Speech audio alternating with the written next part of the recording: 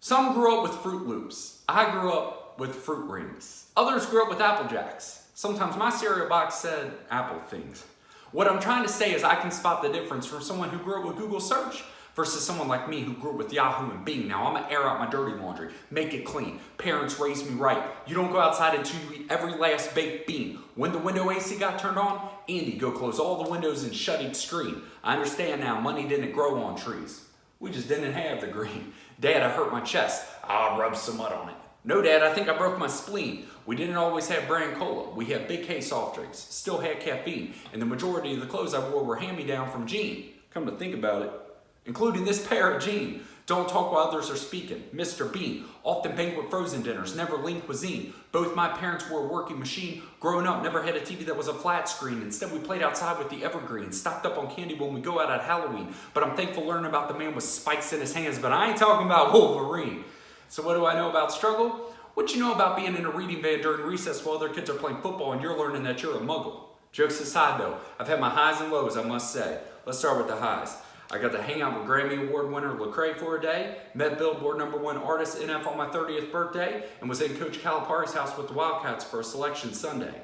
But now let's look at the lows. My grandma had a heart attack at midnight during my cousin's wedding reception. My friend was hit and passed in a driving accident while looking for reception. And I lost my girlfriend to a drunk driver in college, so don't get a misconception.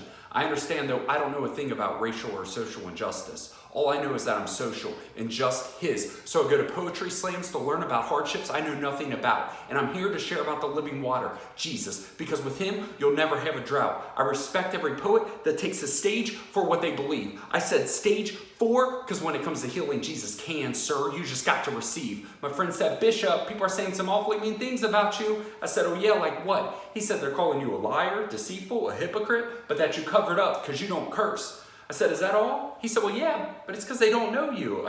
I said, you're right, because if they knew me, they would have said worse. I need Jesus more than anyone I know. Because I'm an MC, try to follow his script and put on a show. I said AMC, follow script, put on a show. In other words, I'm good at playing acts. Well, I should be reading the book of Acts. It's like I'm putting makeup on a pig, spraying axe. Chisel me, Lord, go on and use an axe.